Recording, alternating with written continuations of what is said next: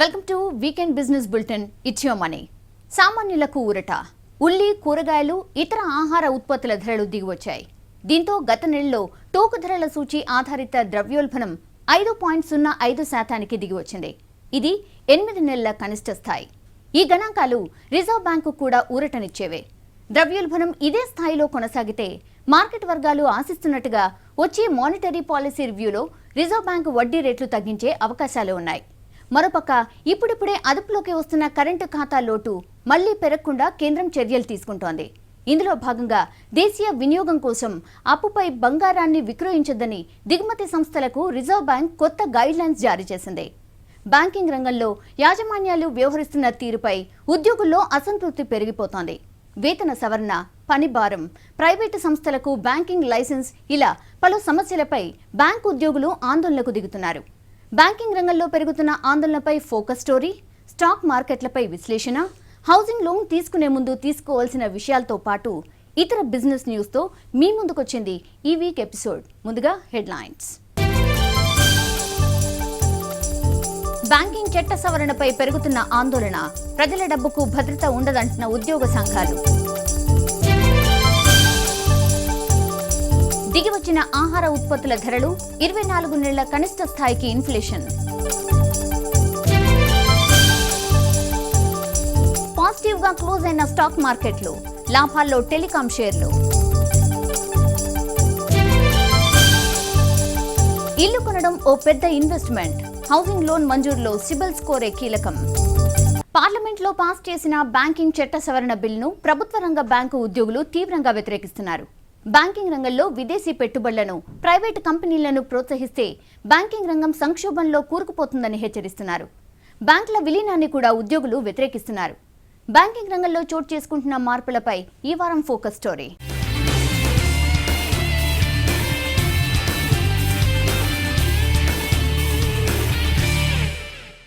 కేంద్ర ప్రభుత్వం ప్రవేశపెట్టిన బ్యాంకింగ్ చట్ట సవరణ బిల్లు అమల్లోకి వస్తే దేశీయ బ్యాంకింగ్ రంగం సంక్షోభంలో కూరుకుపోతుందని ప్రభుత్వ రంగ బ్యాంకు యూనియన్లు ఆవేదన వ్యక్తం చేస్తున్నాయి.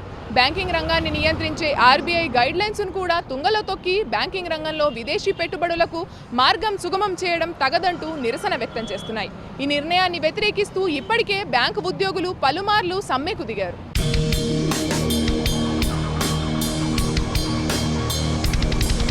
ఆర్థిక సంస్కరణలో భాగంగా దేశంలోకి విదేశీ పెట్టుబడులను అనుమతించాలని కేంద్రం తీసుకున్న నిర్ణయంపై గతంలో పెద్ద దుమారమే చెలరేగింది.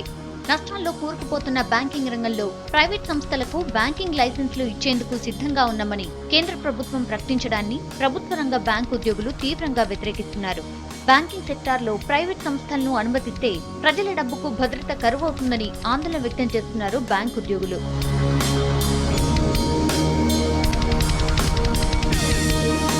బ్యాంకింగ్ రంగ చట్ట సవరణ బిల్లులో భాగంగా కొత్త బ్యాంకులకు లైసెన్సులు ఇవ్వడంతో పాటు ప్రస్తుతం ఉన్న బ్యాంకులను విలీనం చేసేందుకు సన్నాహాలు చేస్తోంది కేంద్ర ప్రభుత్వం.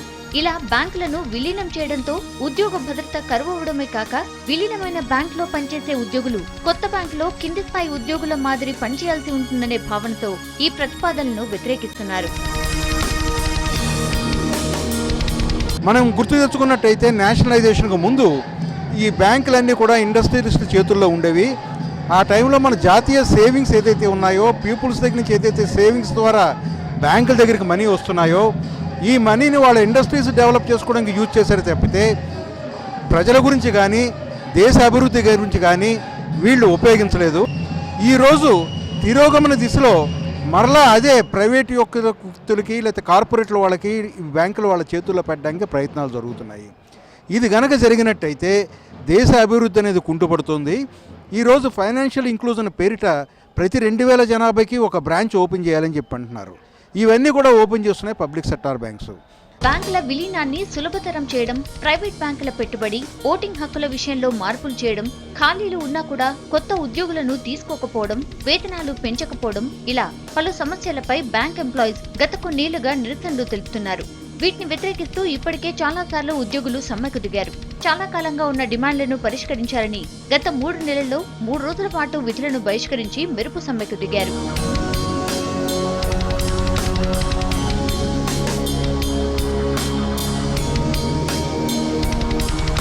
బ్యాంకింగ్ వ్యవస్థలో రిక్రూట్మెంట్స్ కావట్లేదు, పని భారం చాలా ఎక్కువగా పడుతోంది అందరి మీద. ఇవన్నీ దృష్టిలో పెట్టుకొని మాకు సముచితమైనటువంటి వేతన సవరణలను ఇవ్వాలని కోరుతూ, ఈ సంస్కరణల వలన వాళ్ళ యొక్క చిన్న పొదుపు చేసిన అమౌంట్స్ ఏవైతే బ్యాంకులో ఉంటాయో అవన్నీ ఫారెన్ మల్టీనేషనల్ కంపెనీకి దారాదత్తం చేయబడతాయి. ఎందుకంటే ఫారెన్ బ్యాంక్స్ కూడా లైసెన్సెస్ ఇవ్వాలని వాళ్ళు కోరుకుంటున్నారు. అలాగే ప్రైవేట్ కార్పొరేట్ సెక్టర్ కూడా లైసెన్సులు ఇవ్వాలని వాళ్ళు అనుకుంటున్నారు. అటువంటి సందర్భంలో వాళ్ళ డిపాజిట్స్ కూడా ముప్పు ఏర్పడే ప్రమాదం ఉంది. ప్రస్తుతం బ్యాంకింగ్ రంగంలో ఉద్యోగుల కొరత ఉందని, అదనపు భారాన్ని మోయాల్సి వస్తోందని ఉద్యోగ సంఘాలు ఆవేదన వ్యక్తం చేస్తున్నాయి. వేతన సవరణను కోరుతూ చీఫ్ లేబర్ కమిషనర్ తో చర్చలు జరపగా అవి విఫలమయ్యాయి.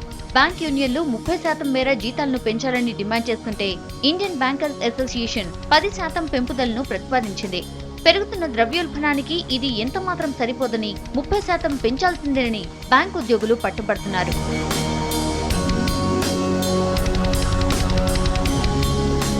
ఉద్యోగులు ప్రతిపాదిస్తున్నట్టుగా 30% వేతనాలు పెంచితే మార్జిన్లు తగ్గి బ్యాంకులు నష్టాలను చవిచూస్తాయని బ్యాంక్ యాజమాన్యాలు వాదిస్తున్నాయి. వచ్చే లాభాలన్నీ ఉద్యోగులకేనా అంటూ కేంద్ర ఆర్థిక మంత్రి చిదంబరం చేసిన వ్యాఖ్యలు బ్యాంక్ ఉద్యోగులు తీవ్ర అసహనాన్ని గురిచేశాయి. మరోపక్క నిరర్థక ఆస్తులు పెరిగిపోతున్నాయని ఆందోళన వ్యక్తం చేస్తున్న బ్యాంక్ యాజమాన్యాలు ఉద్యోగులు డిమాండ్ చేస్తున్నట్టుగా వేతన పెంపుకు అంగీకరిస్తే బ్యాంకులు అప్పుల్లోకి కూరుకుపోయే ప్రమాదముందని అంటున్నాయి. దీన్ని బ్యాంక్ ఉద్యోగ సంఘాలు తప్పుపడుతున్నాయి.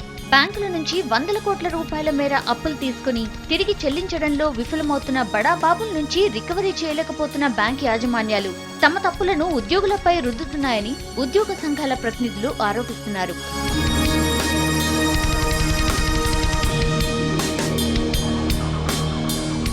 కార్పొరేట్ సంస్థలకు బ్యాంకు లైసెన్సులు ఇవ్వడాన్ని తీవ్రంగా వ్యతిరేకిస్తున్న బ్యాంకు ఉద్యోగ సంఘాలు ఈ నిర్ణయాన్ని వెంటనే వెనక్కి తీసుకోవాలని కేంద్ర ప్రభుత్వాన్ని డిమాండ్ చేస్తున్నాయి.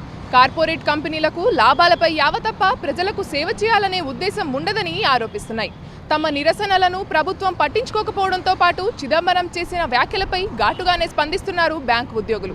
వచ్చే నెల నుండి నిరవధిక సమ్మె చేసే యోచనలో ఉన్నారు. కెమెరా పర్సన్ బాలుతో శృతి, విసిక్స్ న్యూస్, హైదరాబాద్. సామాన్యులకు చుక్కలు చూపించిన ద్రవ్యోల్బణం ఎట్టకేలకు దిగొచ్చింది. గత నెలలో ఆహార ఉత్పత్తుల ధరలు తగ్గడంతో ఇన్ఫ్లేషన్ అదుపులోకి వచ్చింది. Wholesale price index based inflation 8 నెలల కనిష్ట స్థాయికి చేరుకోగా రిటైల్ ఇన్ఫ్లేషన్ 24 నెలల కనిష్ట స్థాయికి దిగొచ్చింది. ఈ వివరాలతో పాటు ఇతర బిజినెస్ వార్తలను ఇప్పుడు బ్రీఫ్గా చూద్దాం.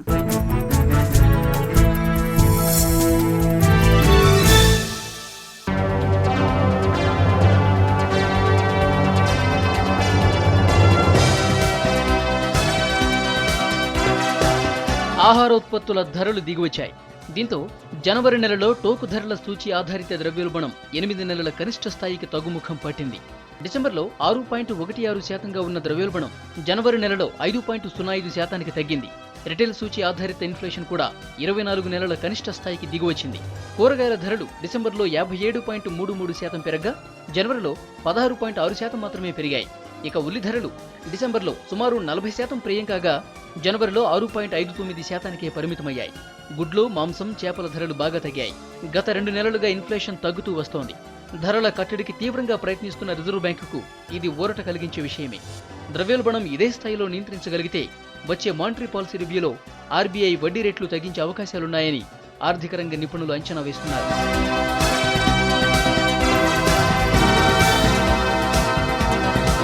బ్యాంకు ఖాతా లేకున్నా ఏటీఎంకి వెళ్లి డబ్బు తీసుకునేలా ఆర్బీఐ కొత్త ప్రతిపాదన తీసుకురానుంది.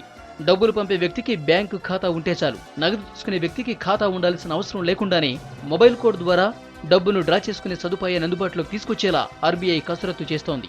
దేశంలో చాలా మందికి బ్యాంకు ఖాతాలు లేవని, ఇలాంటి వారు కూడా సులువుగా నగదు డ్రా చేసుకునే విధంగా ఈ సరికొత్త పద్ధతిని అవలంబించనున్నట్లు ఆర్బీఐ తెలిపింది. మొబైల్ ఫోన్కు ఒక యూనిక్ కోడ్ అందుతుందని, దాన్ని ఏటీఎంలో ఎంటర్ చేయడం ద్వారా నగదు తీసుకోవచ్చని ఆర్బీఐ తెలిపింది.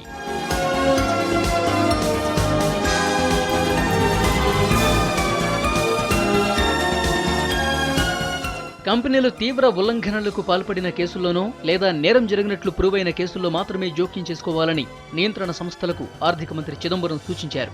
కంపెనీలు చట్టాన్ని అనుసరించాలని మాత్రమే ఆశించాలని, చట్టంలో లోపాలుంటే చట్టాన్ని మార్చాలని అన్నారు. భారతదేశంలో లంచగొండితనం, అవినీతి సమస్యలున్నాయని, అయితే అందరినీ లంచగొండులే అంటే ఎలా అని చిదంబరం ప్రశ్నించారు. న్యూఢిల్లీలో బుధవారం కేంద్ర నిఘా సంఘం గోల్డెన్ జూబ్లీ కార్యక్రమంలో జరిగిన చర్చాగోష్ఠిలో పాల్గొన్న చిదంబరం స్వీయ నియంత్రణపై నమ్మకం పెట్టుకోవాలని సూచించారు. బ్యాంకింగ్ చట్ట సవరణ బిల్లును వ్యతిరేకిస్తూ దేశంలోని ప్రభుత్వ రంగ బ్యాంక్ యూనియన్లు 2 రోజుల సమ్మెకు దిగాయి. ఫిబ్రవరి 10, 11వ తేదీల్లో దేశవ్యాప్తంగా సమ్మె నిర్వహించాయి. 30% వేతన పెంపు కూడా సమ్మె డిమాండ్లో భాగమని UFBU తెలిపింది. సమ్మెలో దేశవ్యాప్తంగా 8 లక్షల మంది బ్యాంకు ఉద్యోగులు పాల్గొన్నారు. 2 రోజుల పాటు బ్యాంకింగ్ వ్యవస్థ స్తంభించి ఖాతాదారులకు తీవ్ర అంతరాయం కలిగింది. రాష్ట్రానికి చెందిన ఫార్మా MNC డాక్టర్ రెడ్డీస్ ప్రోత్సాహకరమైన ఆర్థిక ఫలితాలు ప్రకటించింది. డిసెంబర్తో ముగిసిన 3వ త్రైమాసికానికి గాను ఆదాయంలో 23% వృద్ధి రేటుతో 3,530 కోట్ల రూపాయలు ఆర్జించింది. US జనరిక్స్ మార్కెట్లో 76% వృద్ధి రేటు సాధించగా ఇండియాలో 5% వృద్ధి రేటు నమోదు చేసింది. ప్రపంచవ్యాప్తంగా ఇప్పటి వరకు 7 కొత్త ప్రొడక్టులను మార్కెట్లోకి లాంచ్ చేసినట్లు డాక్టర్ రెడ్డీస్ తెలిపింది.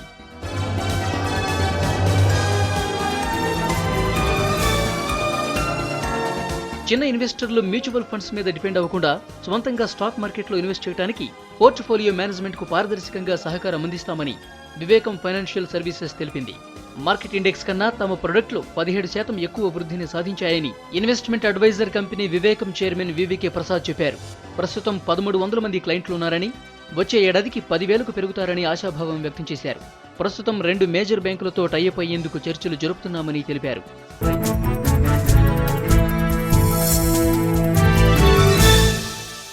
ద్రవ్యోల్బణం గణాంకాలు ప్రోత్సాహకరంగా ఉండడంతో పాటు స్పెక్ట్రమ్ వేలానికి వచ్చిన అనూహ్య స్పందన స్టాక్ మార్కెట్లపై ప్రభావం చూపింది.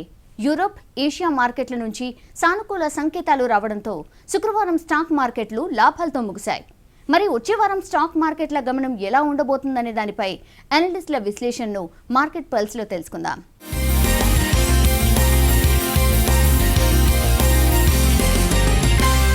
గడిచిన వారం కనుక మనం మార్కెట్ చూసినట్లయితే మొత్తంగా ఫ్లాటిష్గా క్లోజ్ అయినట్టుగా చెప్పొచ్చు. నిఫ్టీ దగ్గర 0.2%, అలాగే సెన్సెక్స్ కనుక చూస్తే బాగా నేరో రేంజ్లో క్లోజ్ అవటం. మోరార్లెస్ ఏంటంటే మొత్తం వారం అంతా కూడా రేంజ్ బౌండ్గా మూవ్ అయ్యి మార్కెట్, అంటే ఒకరోజు పాజిటివ్ ఒకరోజు నెగిటివ్. అల్టిమేట్గా లాస్ట్ వీక్ ఎక్కడ క్లోజ్ అయిందో ఈ వారం కూడా అక్కడే అరౌండ్ 6040 లెవెల్స్ ఆర్ట్ దగ్గర క్లోజ్ అవడం మనం చూసాము. ముఖ్యంగా ఇక సెక్టారల్ ఇండెక్సెస్ కనుక చూస్తేనంటే ఐటీ ఒకటి, తర్వాత ఆటో ఒకటి, ఇట్లాంటి కొంచెం పాజిటివ్గా ఉంటే మెటల్, ఫార్మా ఏవైతే లాస్ట్ వీక్ ముఖ్యంగా పాజిటివ్గా రియాక్ట్ అయ్యాయో ఆ సెక్టార్లు ఈ వీక్లో కొద్దిగా కరెక్షన్కి లోనైనట్టుగా మనం చూస్తున్నాము. తర్వాత ఈ గత వారంలో కనుక చూస్తే ఓవరాల్గా చూస్తే ఏంటంటే ఎకనామిక్ డేటా పాయింట్స్ ఈ వీక్ ఒక పక్క మార్కెట్ని ప్రభావితం చేస్తే SBI ఒకటి కొద్దిగా నిరాశాజనకమైన ఫలితాలని వెలువరించింది. Economic data points like inflation, CPI కావచ్చు, WPI కావచ్చు బాగా తగ్గుముఖం పట్టడం. ఇది ఏంటంటే కొద్దిగా మార్కెట్లో పాజిటివ్ బయాస్, ఒక పాజిటివ్ ట్రెండ్ అనేది కొంతవరకు క్రియేట్ చేయగలిగాయి. దీంతోపాటు గ్లోబల్గా చూస్తే మార్కెట్స్ అన్ని కూడా అక్కడ కూడా ఒకరోజు పాజిటివ్ ఒకరోజు నెగిటివ్ చొప్పున బిహేవ్ చేసాయి. FIs విషయానికి వస్తే foreign institutional investors first 2-3 days కొంచెం నెగిటివ్గా ఉన్నప్పటికీ మళ్ళీ థర్స్డే అండ్ ఫ్రైడే కొద్దిగా నెట్ బయర్స్గా కనపడుతున్నారు. ఇకపోతే నెక్స్ట్ వీక్ కనుక చూస్తే ఏంటంటే మార్కెట్కి ఇప్పుడు 6040 ఆర్డ్ లెవెల్స్ దగ్గర నిఫ్టీ క్లోజ్ అవ్వడం చూసాము. ఇమ్మీడియట్ సపోర్ట్స్ వచ్చి 6,000, 5,950 ఇంతకుముందు కూడా మనం చెప్పుకోవడం జరిగింది. 6,000, 5,950 దగ్గర క్రూషియల్ సపోర్ట్ లెవెల్స్ ఉన్నట్టుగా మనం చెప్పొచ్చు. అలాగే అట్ ద సేమ్ టైం పైకి వెళ్తుంటే మటుకి మార్కెట్ అప్ ట్రెండ్లోకి వెళ్తుంటే మటుకి 6,100 అండ్ 6,150 దగ్గర రెసిస్టెన్స్ అమ్మకాల ఒత్తిడి రావడానికి కూడా అవకాశం ఉన్నట్టుగా మనం చెప్పొచ్చండి. దీంట్లో ఏంటంటే మార్కెట్ని ప్రభావితం చేసే అంశాలు కనుక మనం చూస్తే ఏంటంటే మనకి ఇప్పుడు నెక్స్ట్ 4 మంత్స్కి ఎక్స్పెండిచర్ గురించిన మెయిన్ ఒక ఇష్యూస్ ఉంటాయి. అవుట్కమ్ ఎలా ఉండబోతుంది అనేది ఒకటి మనం కొంచెం ఈగర్గా వెయిట్ చేస్తున్నాము. 17th జరిగే ఓట్ అన్ అకౌంట్ బడ్జెట్లో FOMC అమెరికాలో ఫెడరల్ రిజర్వ్ ఆ మీటింగ్ ఒకటి ఉంది, FOMC మీటింగ్. సో దాని నుంచి వచ్చే అవుట్కమ్ కూడా మనం చూడాలి. తర్వాత మనకి RBI కూడా April 1st మళ్ళీ క్రెడిట్ పాలసీ రివ్యూ కూడా ఒకటి ఉంది. ఇట్లాంటి ఇష్యూస్ ఎప్పుడు చూసినా ఉంటూనే ఉంటాయి. బట్ ఏంటంటే ఇప్పుడు మనం ఎట్ దిస్ జంక్చర్ మనం ఏం చెప్పొచ్చు అంటే ఇన్వెస్టర్స్కి రిజల్ట్ సీజన్ అయిపోయింది, తర్వాత క్లియర్ కట్గా అవుట్కమ్ వచ్చిన దాకా కూడా కొద్దిగా కాషియస్గా యాక్ట్ చేయాల్సిన అవసరం అయితే మార్కెట్లో ఉంది. మార్కెట్లో ఎక్కువగా వరి అవ్వకుండా maybe traders strict stop loss ఒక 2-3% ఇది పెట్టుకొని ట్రేడ్ చేసుకుంటూ ఉండొచ్చు. బట్ కాషియస్గా ఉండాల్సిన అవసరం ఉంది. లెవరేజ్డ్ పొజిషన్స్ ఉంచుకోకుండా చూసుకోవడం ఒకటి, at the same time partial profit bookings చేసుకోవడం కూడా ఒకటి మంచిదని చెప్పి మనం అడ్వైస్ చేయొచ్చు. ఉన్నంతలో ఓ ఇల్లు కొనుక్కుని ఇది నా కష్టార్జితం అని చెప్పుకుంటే ఉండే తృప్తి అది అనుభవిస్తేనే తెలుస్తుంది. అయితే ఇటీవల కాలంలో పెరిగిన రియల్ ఎస్టేట్ ధరలతో సామాన్యులకు సొంతిల్లు కలగానే మిగిలిపోతోంది. జీవితంలో అతిపెద్ద ఇన్వెస్ట్మెంట్ సొంతిల్లు అనేది అందరూ అంగీకరించే నిజం. లోన్ తీసుకోకుండా ఇల్లును సొంతం చేసుకునే వారి సంఖ్య కూడా చాలా తక్కువ. మరి హౌసింగ్ లోన్ తీసుకునే ముందు తెలుసుకోవాల్సిన విషయాలేంటో ఈ వారం వెల్త్ మేనేజ్మెంట్లో చూద్దాం.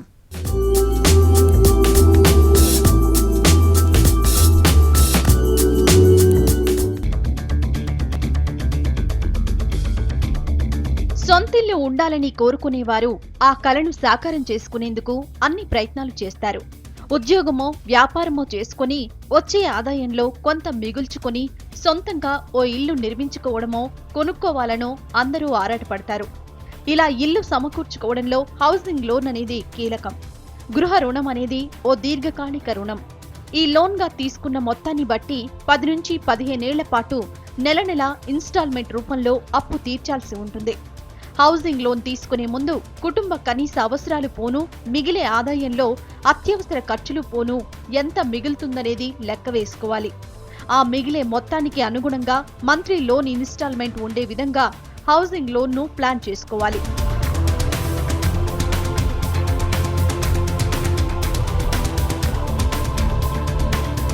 హౌసింగ్ లోన్ తీసుకునే ముందు చాలా మంది ఆలోచించేది అనుకోని పరిస్థితులు ఎదురై లోన్ కట్టలేకపోతే ఇల్లును అమ్మేసి రుణం తీర్చివేయొచ్చు కదా అని. కానీ ఇది అన్నిసార్లు కరెక్ట్ కాదు. ఎందుకంటే 4 ఏళ్ల క్రితం రియాల్టీ భూమిలో ఉన్న రేట్లు ఇప్పుడు లేవు. అప్పుడున్న ధరలను పోల్చుకుంటే కనీసం 20 నుంచి 30% ధరలు తగ్గాయి. ఈ లెక్కన చూసుకుంటే అప్పుడు కొనుగోలు చేసిన ఇల్లును ఇప్పుడు అమ్మితే నష్టమే కాకుండా రుణం తీర్చేందుకు మళ్లీ అప్పు చేయాలి. ఇల్లు కొనే ముందు సాధ్యమైనంత వరకు దాన్ని ఓ ఇన్వెస్ట్మెంట్ గా చూడకూడదని ఫైనాన్షియల్ ప్లానర్స్ సూచిస్తున్నారు.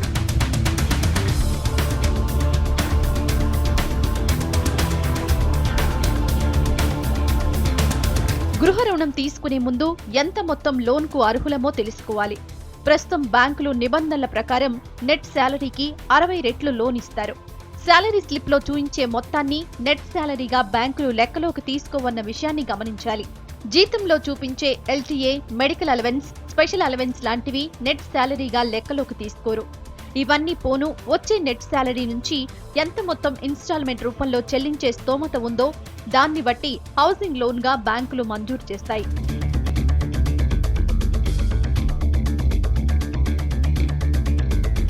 లోన్ ఎలిజిబిలిటీ అనేది రుణం తీసుకునే వ్యక్తి స్తోమతను బట్టి ఉంటుంది. ఇది ఎంత అనేది credit information bureau of India CIBIL ఇచ్చే స్కోరును లెక్కలోకి తీసుకుంటారు. గతంలో తీసుకున్న రుణాలు, క్రెడిట్ కార్డు వాడకం, బ్యాంక్ ఖాతాల నిర్వహణ లాంటి విషయాలను పరిగణలోకి తీసుకుని 300 నుంచి 900 పాయింట్ల మధ్య సిబిల్ క్రెడిట్ స్కోర్ ఇస్తుంది. గతంలో ఎన్నిసార్లు లోన్ కోసం దరఖాస్తు చేసుకున్నారు, ప్రస్తుతం ఉన్న ఇతర రుణాలు, ఇచ్చిన చెక్కులు ఎప్పుడైనా బౌన్స్ అయ్యాయా, అతిగా క్రెడిట్ కార్డ్ వాడకం లాంటి విషయాల ఆధారంగా సిబిల్ స్కోర్ లెక్కిస్తారు. సాధారణంగా 700 పాయింట్ల పైన స్కోర్ ఉంటే లోన్ సులభంగా ఇచ్చేస్తారు. లోన్ ఇచ్చే ముందు అన్ని బ్యాంకులు సిబిల్ స్కోర్ను పరిగణలోకి తీసుకుంటాయి. ఈ సిబిల్ స్కోర్ తెలుసుకునేందుకు చాలా మంది 3-4 బ్యాంకులకు ప్రాసెసింగ్ ఫీజులు చెల్లిస్తారు. ఇక్కడే పొరపాటు చేస్తున్నట్లే లెక్క. ఇలా చేస్తే మీరు రుణం కోసం ఎంత వెంపర్లాడుతున్నారనేది తెలిసిపోతుంది. ఇది కూడా లోన్ మంజూరుకు ఓ మైనస్ పాయింటే.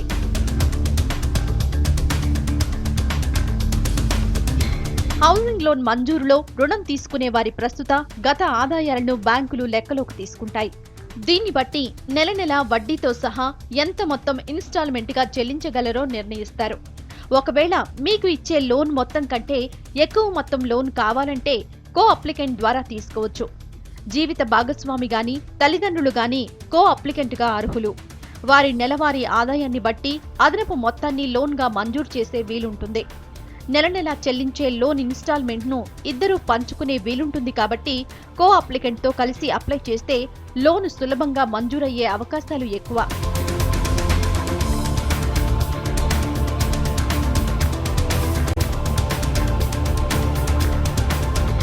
లోన్ తిరిగి చెల్లించేటప్పుడు గుర్తుంచుకోవాల్సిన ముఖ్య విషయం ఏంటంటే తక్కువ వ్యవధిలో లోన్ చెల్లించడం. ఎక్కువ మొత్తంగా ఈఎంఐ రూపంలో చెల్లించే సామర్థ్యం ఉంటే తక్కువ కాలానికి లోన్ తీసుకోవాలి. ఇలా చేస్తే వడ్డీ రూపంలో చెల్లించే మొత్తం గణనీయంగా తగ్గుతుంది.